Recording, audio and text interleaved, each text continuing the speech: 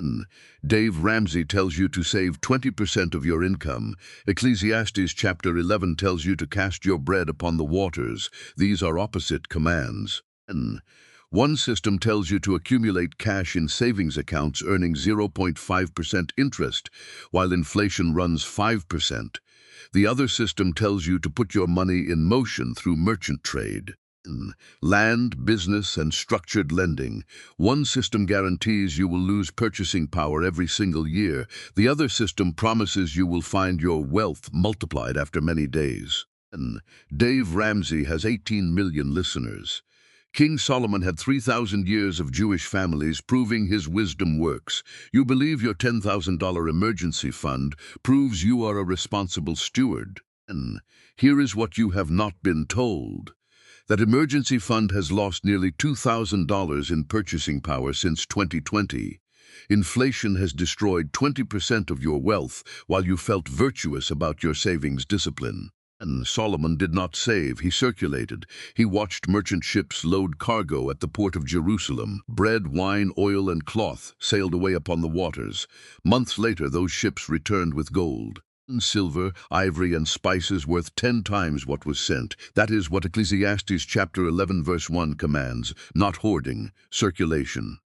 You are about to discover the 4 biblical channels Jewish families use to obey this command, while Christians violate it and lose to inflation. At the end, a prayer for courage to obey Ecclesiastes instead of Dave Ramsey awaits you. You have been programmed to worship savings. Every financial authority you trust says the same thing. Dave Ramsey says save 20% of your income. Build a $1,000 starter emergency fund. And then a 3 to 6 month full emergency fund. Sue Zorman says you must have an 8-month emergency fund or you are financially irresponsible. Your parents said save for a rainy day. And your church said savings equals stewardship.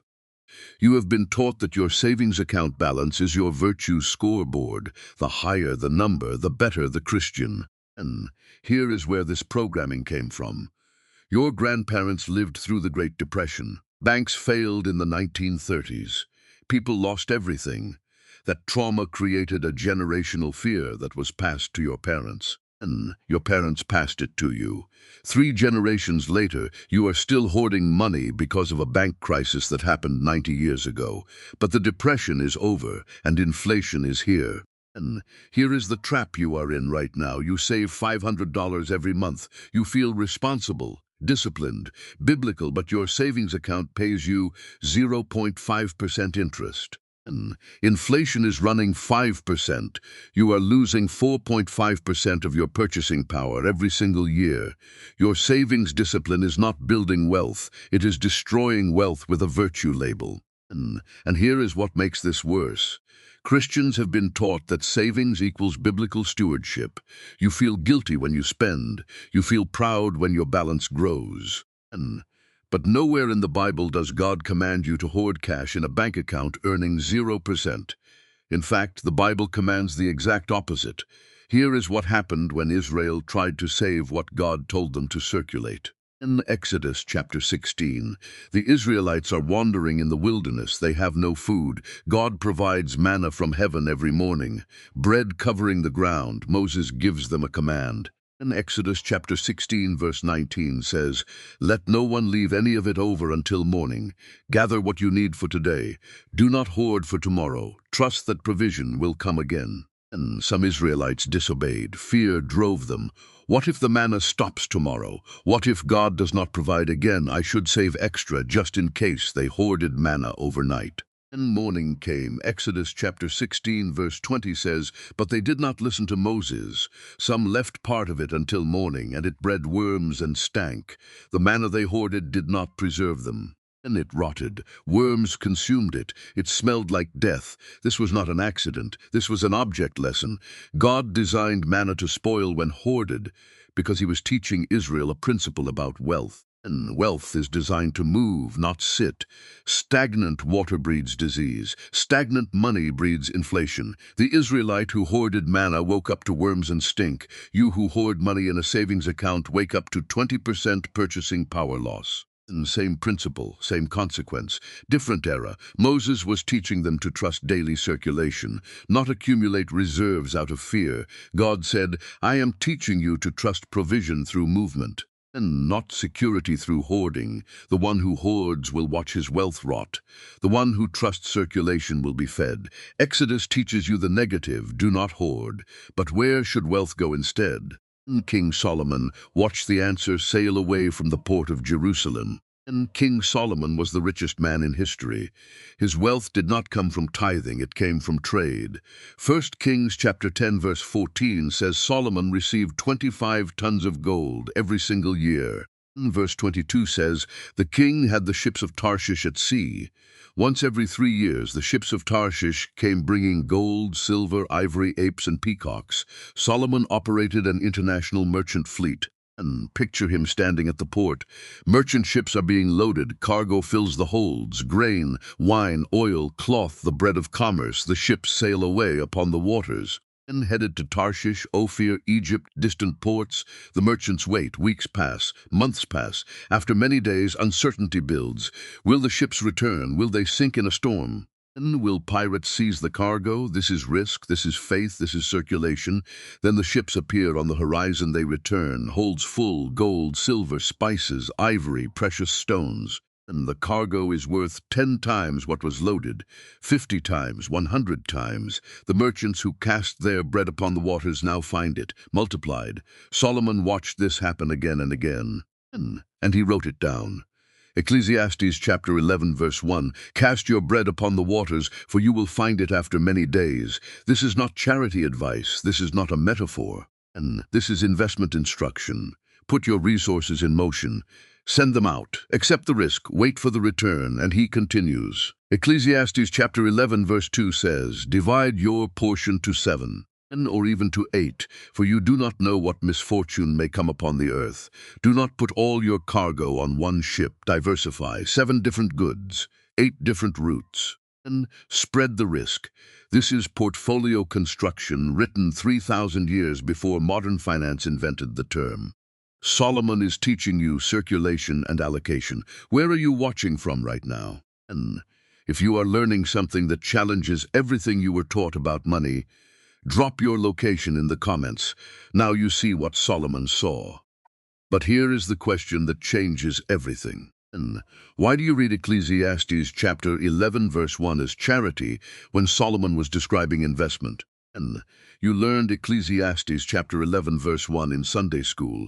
Your teacher said, cast your bread upon the waters means be generous to people in need, and someday, somehow, God will bless you back. And maybe spiritually, maybe in heaven, maybe in ways you cannot see.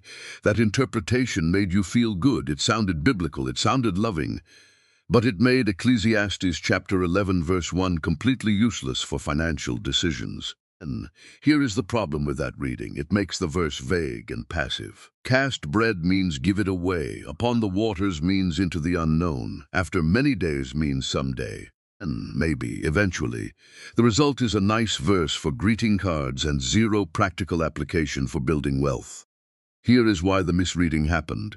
Christian teachers separated spiritual from financial. And they assumed Proverbs was about money and Ecclesiastes was about philosophy. So they read Ecclesiastes chapter 11 as a metaphor for generosity, not a literal instruction for commerce.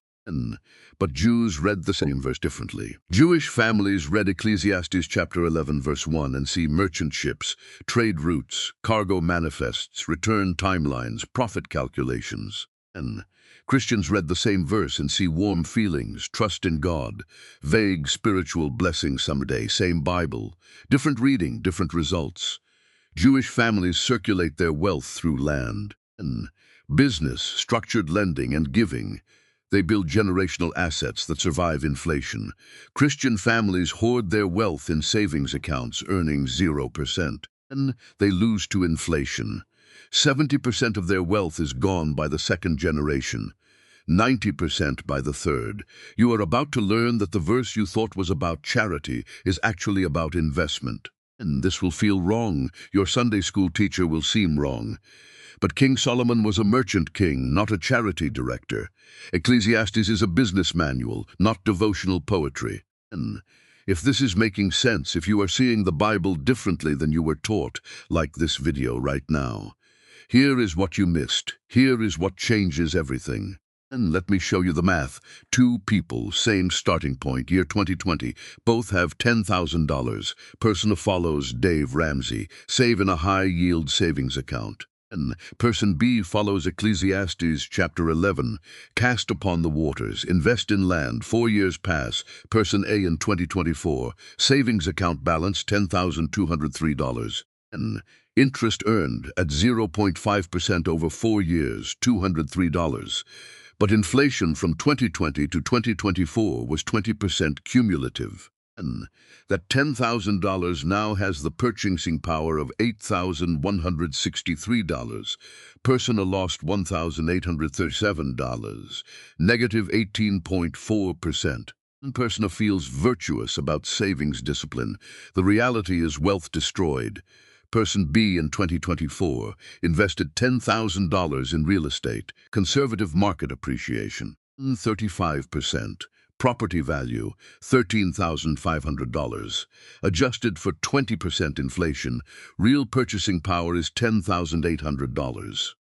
Person B gained $800, positive 8% real return. Person B cast bread upon the waters returned it multiplied. Here is the difference. Person A versus person B equals $2,637. Same starting capital. Same time period, different obedience. Person A obeyed Dave Ramsey and lost $1,837. Person B obeyed Ecclesiastes chapter 11 and gained $800. And total opportunity cost, $2,637. Now scale the numbers. If you have $50,000 saved, you have lost $9,185 in purchasing power. And you missed $4,000 in gains. Your total opportunity cost is $13,185. Your savings discipline has cost you more than a new car. And math does not lie.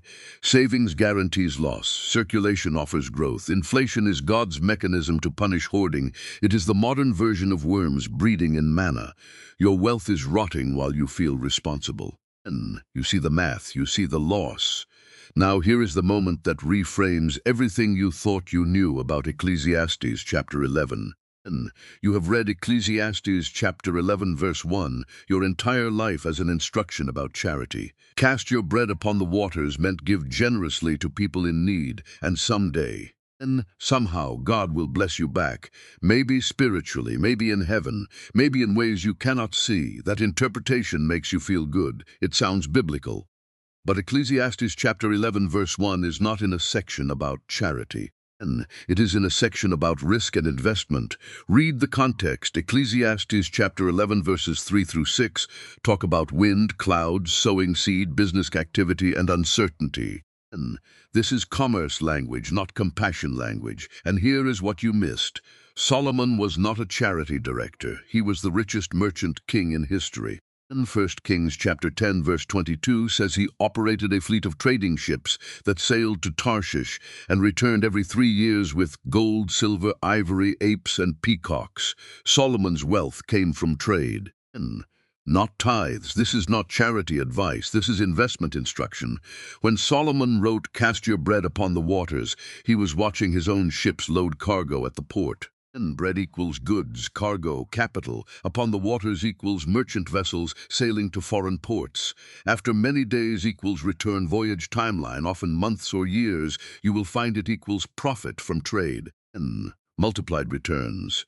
This was not give to poor people and hope for vague blessings. This was put your money on ships, send it into commerce, wait for the return voyage, collect your profit. And everything changes now. Ecclesiastes chapter 11 verse 1 is not telling you to feel generous. It is telling you to invest, to put money in motion, to accept calculated risk, to wait for returns. And to build wealth through circulation, not accumulation. You thought this verse was about your heart. It is actually about your portfolio. So what does this mean for you? And it means your $25,000 emergency fund sitting in a savings account is not biblical stewardship. It is disobedience to Ecclesiastes chapter 11 verse 1. N. It means every month you leave wealth in a 0.5% savings account. While inflation runs 5%, you are choosing Dave Ramsey over Solomon. You are choosing cultural programming over biblical instruction. And here is what Jewish families do instead. Your savings account is not emergency preparedness. It is wealth sitting idle in violation of Ecclesiastes chapter 11, verse 1. Every day your money sits still, inflation breeds worms. Then your purchasing power dies. You are obeying Dave Ramsey's fear-based advice. You are disobeying Solomon's faith-based command. Here is the relational implication when you hoard instead of circulate. And you withdraw from biblical community design. Ecclesiastes chapter 11 verse 1 assumes you will send wealth outward. Upon the waters means away from you. Structured lending, business partnerships, and land co-purchases. Circulation builds relationships. Hoarding isolates. Here is the financial implication. Every dollar savings earning 0.5%, while inflation runs 5% equals negative 4.5% annual loss. If you have $40,000 saved, you are losing $1,800 every year in purchasing power. Over 10 years, $18,000 evaporated. And you could have bought land with that money. Land is an asset that cannot inflate away. Here is the spiritual implication. Hoarding reveals the same fear that drove Israelites to hoard manna. Fear that God will not provide tomorrow. Circulation reveals faith. Faith that after many days God will return what you cast upon the waters multiplied. Your savings account balance reveals what you truly trust. And Bank Dick Insurance or Ecclesiastes chapter 11 promise. Matthew chapter 6 verses 19 through 20 says, "Do not lay up for yourselves treasures on earth where moth and rust destroy. But lay up for yourselves treasures in heaven." Moth and rust are the ancient version of inflation. Hoarding on earth guarantees destruction. Here is how Jewish families have obeyed this command for 3,000 years. Jewish families do not save in the American sense. They circulate continuously. Money never sits idle, always in motion. Here is the pattern. Month 1, invest $5,000 in land purchase. Co-buy with family members. Month 2, loan $3,000 interest-free through Gemach. Structured, documented with repayment timeline. Month 3, invest $4,000 in family business expansion. Month 4, give $2,000 to synagogue building fund. Strategic philanthropy that opens relational doors. Repeat, money circulates. Relationships deepen, returns compound. And here is the Gemach system. Gemach is a Hebrew acronym. It stands for Gemilut Chasadim, acts of loving kindness. These are Jewish free loan societies. A borrower receives an interest-free loan. And this helps them avoid usury violation and credit card slavery. The lender casts bread upon the waters. Money leaves. The borrower uses it for business, emergency, or education. And the borrower returns it after many days. 6 to 24-month terms are typical. Relationship is established. Trust is built. Ecclesiastes chapter 11 verse 1 is literalized. And here is the survival proof. Jews survived 2,000 years of persecution, expulsion, and property seizure. How? Because their wealth was in circulation, relationships, skills, and networks, Gemach obligations, not accumulation, not cash that could be confiscated. When they were expelled from Spain in 1492, Jewish merchants had business contacts in 8 countries. Ecclesiastes chapter 11 verse 2. Divide your portion to 7 or even to 8. They rebuilt their wealth in new lands because circulation had already spread their resources. Today, Jewish family offices still circulate, real estate syndicates, private equity, Gemach networks, strategic philanthropy. American Christians save in 401k bond funds, earning 2%. Inflation runs 6%, real return negative 4%, different obedience, different outcomes. Here are the 4 circulation channels. Channel 1, land, real estate, agricultural land, commercial property. Why land? Because it cannot inflate away. Land value rises with inflation, not destroyed by it. How do you start? Co-purchase with family or friends, buy a rental property together, or buy raw land in the growth path of expanding cities. Ecclesiastes cast upon waters means put money in an asset that endures even when the economy sinks. Channel 2, business. Invest in businesses that generate cash flow. Your own business, equity in another's, or private investments. Why business? Because business creates income while you sleep. Money in motion, not storage. How do you start? If you have a skill, start a side business. If you have capital, invest in someone else's venture with an equity stake, or buy royalty streams. Online businesses or franchise opportunities. Ecclesiastes, after many days, means business takes time to build but returns compound. Channel 3, Gemach. Structured interest-free lending to people in your community. Why Gemach? It builds relationships. It helps others avoid debt slavery. Proverbs chapter 22 verse 7 says, "The borrower is slave to the lender. You free them, your money returns after many days with gratitude and relationship." How do you start? Identify someone who needs capital for a business start, emergency, or education. Loan interest-free, written agreement, repayment timeline of 6 to 24 months. And they avoid credit card interest at 20%. You cast bread, you receive return plus relationship. Channel 4, strategic giving, charitable giving to organizations that open relational and business doors. And why giving? Luke chapter 6 verse 38 says, "Give and it will be given to you." Strategic giving creates network, reputation, and opportunities. How do you start? Give to a church building fund and meet wealthy donors. And business partnerships often form. Give to a non-profit board, you gain credibility and connections. This is not buying blessings, this is sowing relational capital. Ecclesiastes chapter 11 verse 2 says, "Divide your portion to 7 or even to 8.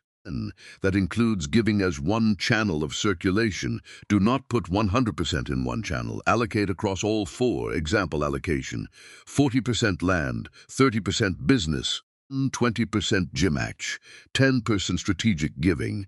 Money constantly moving through all channels. Think about this. How much do you have sitting in savings right now? $5,000? 20,000? 50,000? What if you converted just half of that into these 4 channels over the next year? How would your financial future change? Here is the 12-month plan. Months 1 through 3, education phase. Learn the 4 channels deeply. Research land opportunities in your area. Identify potential borrowers for Gemach. Vet business investment options. Set aside 3 months of expenses in liquid savings. Not 6 months, not 12 months, 3 months, 4 through 6. First circulation. Convert 25% of your savings into Channel 1 or Channel 2. Land or business. If you have $20,000 saved, move $5,000 into a land co-purchase or business investment. Learn from your first circulation, month 7 through 9. Expand circulation. Add Channel 3, Gemach. Make your first structured loan. Add Channel 4, strategic giving. Convert another 25% of savings into circulation. Months 10 through 12, full circulation. Move the final 50% of your savings into circulation across all 4 channels. Maintain only 1 to 2 months of expenses in liquid accounts. Not an emergency fund, a provision buffer. 1 year from today, your wealth is working. Ecclesiastes chapter 11, obedience. Land appreciating, business generating cash flow. Gemach returning with relationships. Giving opening doors, you have cast your bread upon the waters. Now you wait for the after many days returns. You came to this video believing your savings account proved you were a good steward. You have learned today that Ecclesiastes chapter 11 commands circulation, not accumulation. That hoarding money violates the same principle that made manna breed worms in Exodus chapter 16. That inflation is God's mechanism to punish idle wealth. That Solomon's wisdom, "And cast your bread upon the waters," is investment instruction, not charity advice. Before we pray, I need you to subscribe to this channel right now. More ancient biblical wealth wisdom is being released every week. The 4 circulation channels will be broken down in depth in future videos. You do not want to miss what comes next. Subscribe now, then return here. Close your eyes if you can, or align your thoughts with mine. What we are about to speak is not formula, it is obedience. Father, we come before you as builders, not hoarders. We confess that we have allowed savings culture to feel more biblical than your word. 10. We have obeyed Dave Ramsey more than Ecclesiastes chapter 11. Forgive us. Give us courage to convert our hoarded wealth into circulating wealth over these next 12 months, where we have $30,000 sitting dead in savings. And give us wisdom to cast it upon the waters through land, business, Gemach, and giving. We trust that as we obey your circulation command, you will return it to us after many days. And multiplied. Protect us from reckless decisions.